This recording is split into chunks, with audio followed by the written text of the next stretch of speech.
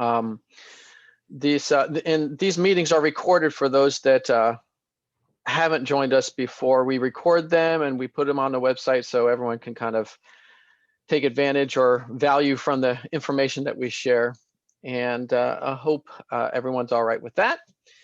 And as I'm admitting more people while I'm talking, I appreciate you guys allowing me to monologue a little bit. So great. I'm so glad to see so many people this time around. It's a new year, new challenges, lots of issues. Hi, Jamie. Good to see you. And all these people. Wow, great. Thanks. Hi, Barbara. All right. Well, so again, just for those that haven't joined us before, this is a very casual, impromptu conversation discussion about membership. Feel free to unmute yourself to talk. We don't have really too many protocols. If you have a question or a challenge or issue that you want to bring up, feel free to get feedback from everyone else. That's really what this is about. Is just I call it the membership professional support group, sort of. It's a way for you to, let's talk about membership stuff and what's going on and how we can support you as other membership professionals. I'm Dan Ratner. I'm the founder of the businessofmembership.com website, and was also a consultant for a while, but now I'm full-time as a senior director for member services at FMI, the Food Industry Association. And I started all this just to collaborate with others and hoping that it will help. And does anyone have a question up front? You can use the chat as you will. Again, this is being recorded. We'll put up the video. We'll also put up an edited chat on the website just to make sure that we don't put any too personal information out there for anyone. But I will throw out that, and feel free to go in the chat and introduce yourself. We'd like to hear and know about everyone that's here. Anything that you're dealing with, feel free to put questions, or you can talk to others back and forth, whatever you'd like to. And I'm going to throw out one quick thing that happened last couple weeks with us, was that we had a member. Basically, we're a trade association. We have members on the retail and wholesale side of the food industry. So you have the Albertsons and the Krogers and the Walmarts, Amazon. They're all members, but we also have a lot of independent operators that have small grocery chains. And but we also have another side that's more of the product side. So the Kimberly-Clarks and the Pepsis and Cokes that provide products into their stores. They have a kind of a separate membership category selection. And we had one member basically that kind of was a distributor between the two and was wanting to choose which side they wanted to be a member on. So my question out there is, do any of you have anyone that gets to choose which their membership, especially on the trade association side? If you have individual membership, we always used to give them selections to choose from. But for us, one of the issues is that we have a product side and the retail side, and there's a member that basically wants to choose even though they fit into one of our other categories. Has anyone else dealt with that before?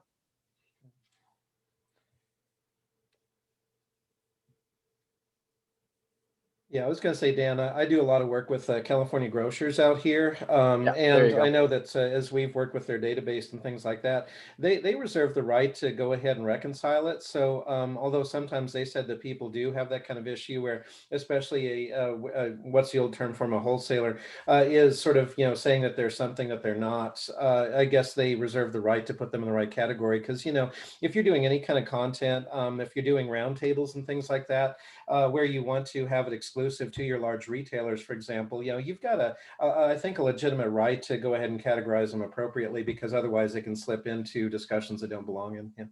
Yeah, it's to me, it's a slippery slope. Then we have all these other members that are like, well, you let them choose which one they want to be. We're going to choose the lower dues rate over the higher dues rate. And it's like, well, that's not where you belong. And it doesn't give you, the certain privileges and rights that you would have as that other category. So it's kind of one of those things that we just have to negotiate with them, make sure they realize that that's not how we're set up, and that you really do have to kind of fit within our structure and not just make choices like that. So we'll probably end up just having that conversation with them, and if they choose to renew at the right category, then that's great. If not, then we might have to take the hit. So how's everyone else doing? Other topics, issues? I'm curious about what Lisa just. Oh, I'm not monitoring the chat. Let me see here. Well, she's mentioning taking over membership responsibilities after 3 years of it not being done. And I mean, like I said, it's great job security, but there's some third rails to look out for there. Yeah. Hi. So yeah, our organization, our previous director of membership, unfortunately got sick and passed away, and we did not fill the position, which is very interesting for a membership organization to not have a director of membership. Not that unique. Yeah, it's not unique. It does create some interesting challenges. So the responsibilities fell into someone else's lap. We also had an executive director who didn't particularly who had other things on their mind. Right, didn't particularly value or understand the value and import of members.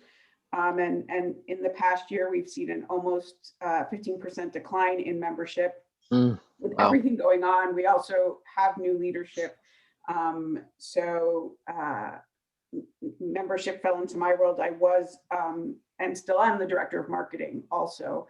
So now I handle marketing and membership. So we had 3 months worth of applications that hadn't been processed because our membership applications have to go through a review process.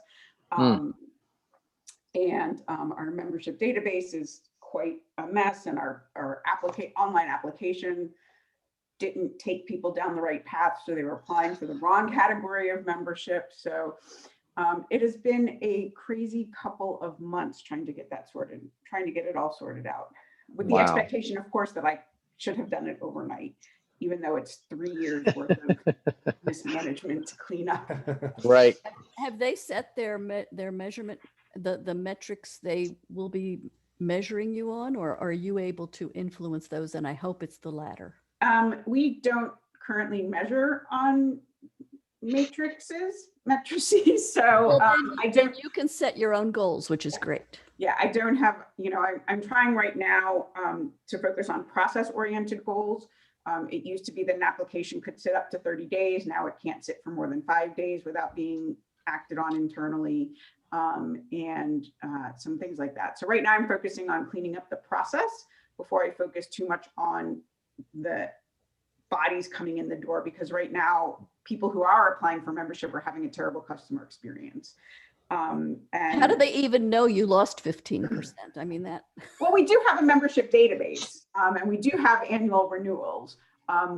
Nobody, and we use NetForum, and recently implemented a BI overlay called Nucleus that helps us look a little bit deeper into our data. Yeah, it's a little bit hectic and a little bit crazy right now, that's for sure. Right. Well, I have to say, I even put a post up this on Collaborate just yesterday, I think it was, about the fact that it's surprising that associations don't really value membership professionals in a lot of ways. They think that pretty much anyone can just kind of take over the membership side of things. And I wrote a whole blog post about Franken positions, I call them, where it's like, you have a position that's, hey, I'm the meetings person and then the membership person and also do PR. It's just ridiculous how they've put these, things together, when truly, if they're a membership-based organization, they really need at least one full-time, professional, someone that's focused on, membership. completely. It's ridiculous what they try to get away with in so many times. So I feel like I've been at organizations where maybe the membership person just happens to be really good at database or happens to be good at marketing. Therefore, that position is created. And then you can't, the next time you need to fill it, you can't fill that same position, you know, because it just came out of, you know, 5, 6, 8 staff kind of who right. for or who has an interest in, but you may not find anybody else with that same skill set the next time around. Mm-hmm. Yeah, Yep. I was at one of my prior associations. The job was left unfilled for 8 months because they were waiting to find like the right person. And I was offered the job on the spot at my interview, which, you know, was a little weird. But yeah, I feel what Lisa's going through. I mean, it was like 8 months of, you know, there were things that were backlogged because they just left the position unfilled. It's Unfilled positions, and we have to just do everything. So nothing gets backlogged. It just falls on everybody else. So yeah. I think it's somewhat of a matter of the size of your organization. I've worked for several organizations about the same size, and that's exactly right. It's like whoever knows how to do X, they end up doing it. And I think when it comes to membership, depending on the organization's structure, membership, marketing, communications, all in some ways get kind of lumped together or become this amoebic area of the organization. And in one instance, you might have someone membership focused, and if that person leaves, then the next person may be communication focused, and then membership slides. So it just kind of is this, I don't know, more amorphic area sometimes, and I think especially in smaller organizations. You know, membership never ends. There may be memberships that end, but the membership never ends for organizations. And it's too often I see that being taken for granted, you know, that it's just going to continue. Even if we don't pay much attention to it, it's going to continue. And that doesn't happen. You know, you really, truly have to have someone driving it, managing it, maintaining it, and just, you know, working it on a daily basis. And members see that. They may not think they see it, but they do. You know, when they try to call in or when they try to get some answers or they can't log in, you got problems. That raises a really good point that while there are just, you know, some people in an organization that wear the title membership, that really it's everybody's job in the organization to focus on membership. And that's something that I've always tried to, like, you know, say from my pulpit to staff internally, is that, you know, we all work for members. Every single one of us is paid. You know, our salaries are paid for through the efforts of through our members, and so we're all really responsible for it, even if not everybody's responsible for the transaction of it. But I think that Lisa, you have a real opportunity to build a new strategy and really showcase yourself. Yeah, and we definitely struggle with that, with what you were just talking about, Jamie, with people, you know, especially we kind of have this them and us then being our tax professionals, and the us being the rest of the association staff, which again, I've been in associations a long time. I certainly know that is nothing new either. But we definitely have to have a cultural shift in terms of the value of members and focusing, you know, really making sure that the decisions that we're making are member focused, and not necessarily in the best interest of our sponsors or in the best interest of, you know, the people who write us bigger checks than our members, because without members, we don't have a seat at the advocacy table. And without members, we don't have, you know, a seat at in the policy process. And that's where our organization theoretically shines. So it's definitely a challenge, and a very entrenched one, unfortunately, but hopefully we will dig our way out of it eventually. Yeah. Yeah, I agree with that being said of the membership is everyone's responsibility. And right now I'm in a very small organization that only has 2 of us. So That in itself has its own challenges, because obviously my. wear many, many, many hats, but I have been in the association world for over 30 years. And two of the things that I find are very helpful is one is that letting everyone know that membership is everyone's responsibility, and membership only sells what everyone else is doing. It's like we're not developing the programs and the products, and we're trying to make sure that you're meeting membership needs. And I used to have a sign up that says, "We are in business to please our members, not to piss them off." Yeah. And the other is that if it does not have, an idea does not have to do with moving our strategic plan forward, then we need to put that onto the back burner Mhm. so Wait, that what's a we don't get strategic plan? sidetracked. Yeah. Well, when I came here, my first question, that was 6 years ago, was what is the strategic plan? And there was none. And I have to tell you that it took me 6 years to get a formal strategic plan and to get committees running, because we had no active committees, we had no strategic plan. And it took a really long time to get them to understand the value of having something to move forward without leadership coming in every year and just changing the whole direction of where we're going. They were very reactive to what was happening and not proactive in moving forward in a way in which we can meet some goals. So it has really been a struggle, and being an international organization has added its own bailiwick of Sure. But you've made them sustainable, which is magnificent. Well, yeah, hopefully. And of course, the pandemic and virtual has been incredibly difficult, especially we're finding in Europe, where they're not as attuned to going on to these virtual meetings as we seem to be here. So definitely challenging. That's interesting. Mm. Yeah, that small staff and being international. Wow. Quite a bit challenges there, Cheryl. Absolutely. Yeah. Yeah. We have a strategic plan. Our organization is very good at that. And our executive director is excellent at keeping the board super focused on it. Our yearly priorities are based on it. It used to be like staff would be like, "Oh, we'd love to do this. We'd love to do that." And she's like, "Well, is it on my priority list?" And you're like, "Well, yeah." It kept us focused and not overwhelmed. It really keeps the board focused. It comes back. We just had a board member ask about creating a new community. And, right off the bat, we're like, well, it's not part of our priorities. That's already agreed upon with you all for the year. And so it kind of helps in that area too, when they come up with ideas. But yeah, our executive director is excellent at keeping everyone focused on the strategic plan and the priorities for the fiscal year.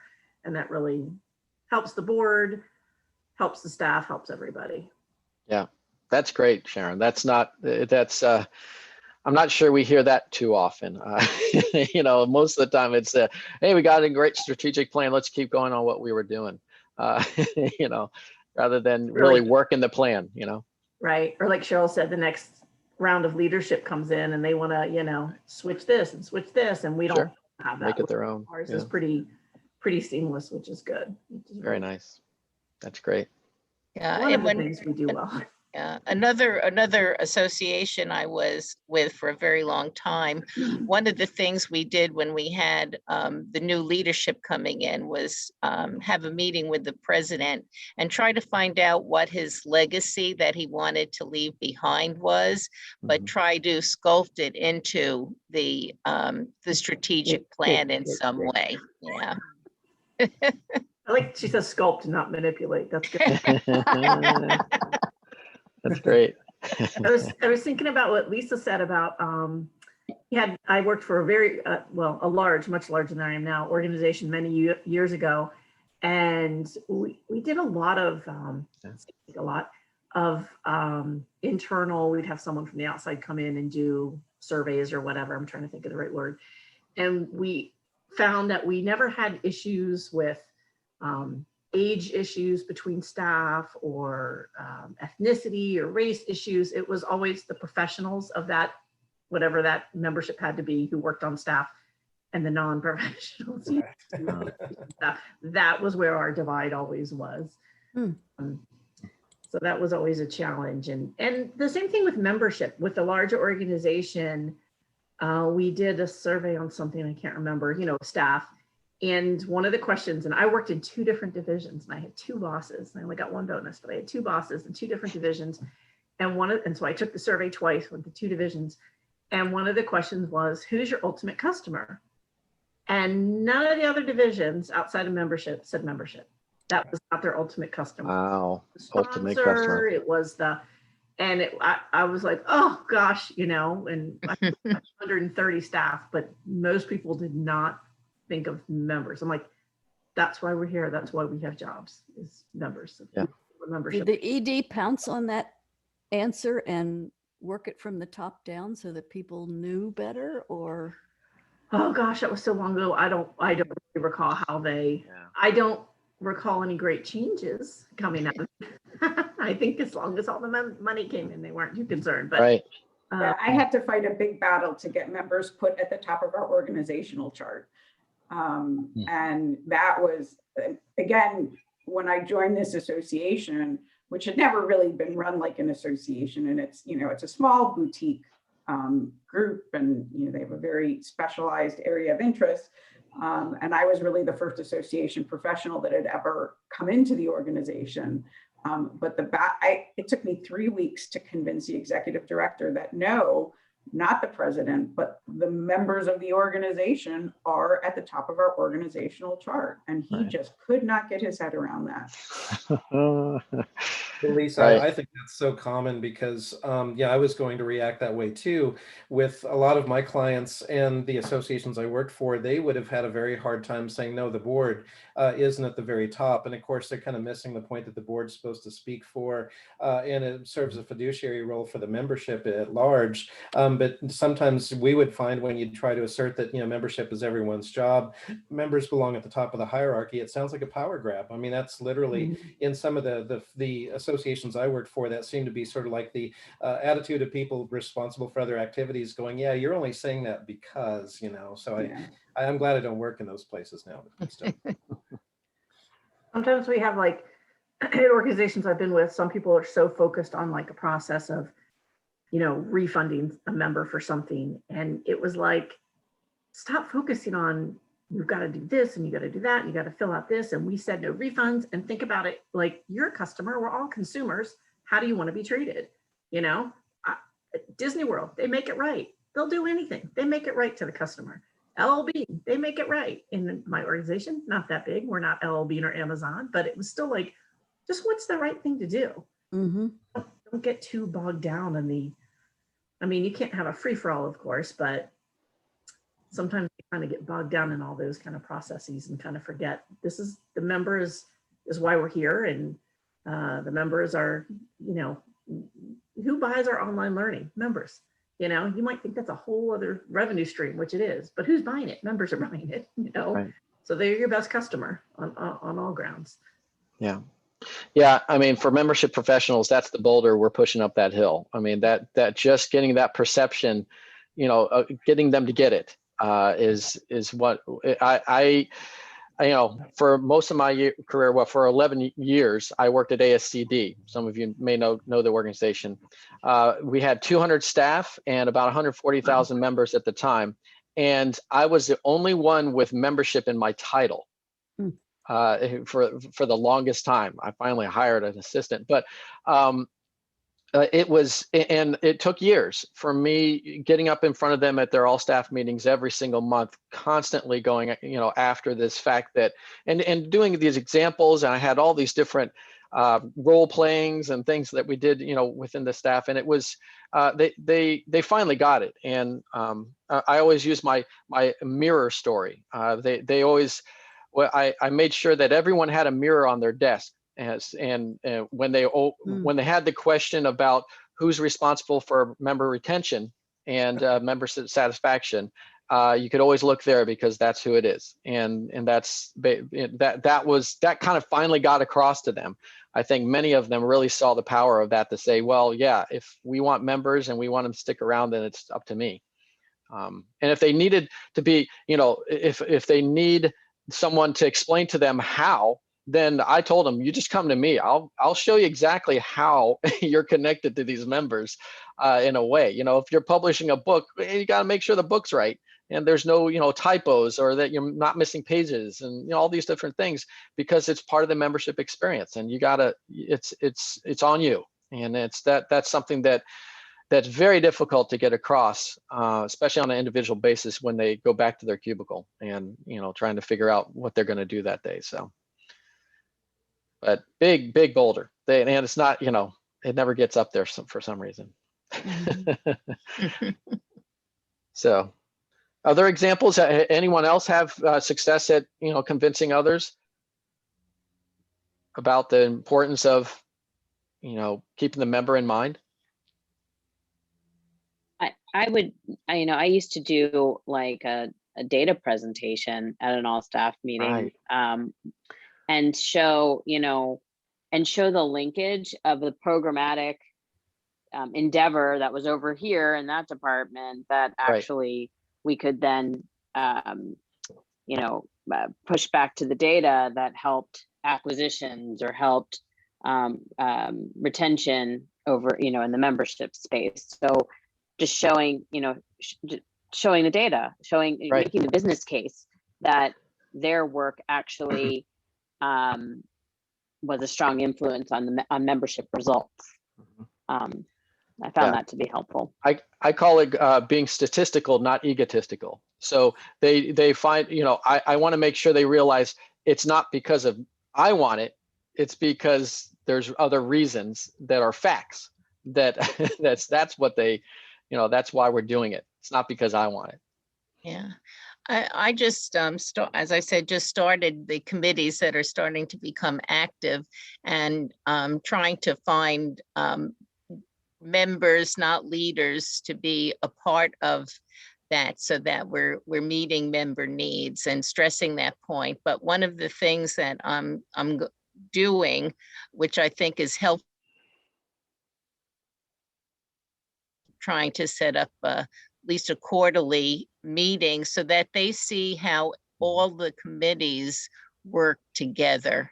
Right. And that it's not just your little silo of working on education, but how the membership committee has to do with it, how the communications committee has to do with it. And I'm hoping that them understanding that we really work together as a team to meet our goals, and not just your little individual area that you're working on. And I've only had one so far with the chairs, but I think that it's become valuable. They're asking to be able to communicate with each other, and hopefully that will continue as the process moves on. Well, Dan, one thing I was going to say, my last day job was actually a charity rather than a membership organization.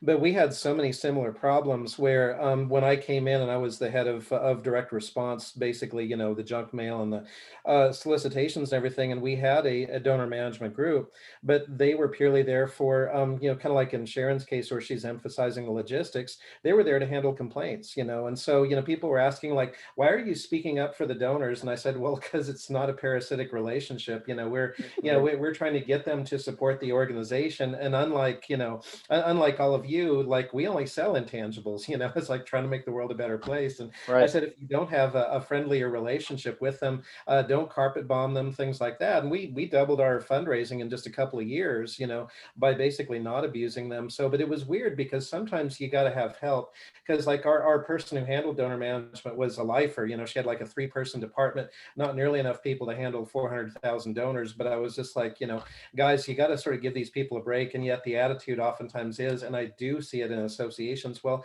if you just tell them about all of our good works, they'll join. It's like, yeah, sure, that'll do it. That's really all you need. But no, I was always just so struck by how similar even like really large, well-funded organizations are compared to, our membership groups. At least we were almost more evolved, if you will, in that area. Yeah. Well, another kind of around this topic was that when I was at ASCD, we had 200 staff. I was part of the HR orientation. They had to spend 15 minutes with me as part of their orientation for me to explain how they are connected to members and really present them and give them their mirror and make sure they really understood, their connections. So we got them while they were coming in. Hopefully they, understand that it's part of the culture. You need to make, make sure that you stay within this cultural norm. It's funny because I haven't been in that place for, I don't know, 12 or 15 years or something now. And I still have people that I run into that are old staff that come up to me. I still have my mirror. I was like, oh, that's great. That's great. It's like, you probably should have kept it with the organization, but that's fine. But you kind of have to work at this. Oops, I think you got held up, Dan, so. What's that? You couldn't hear me? Is it frozen? Dan froze on us. He's frozen. Oh no. Oh no. Hopefully.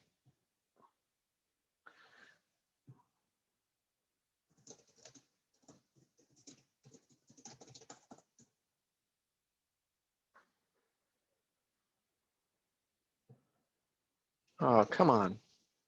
Why am I the only one here?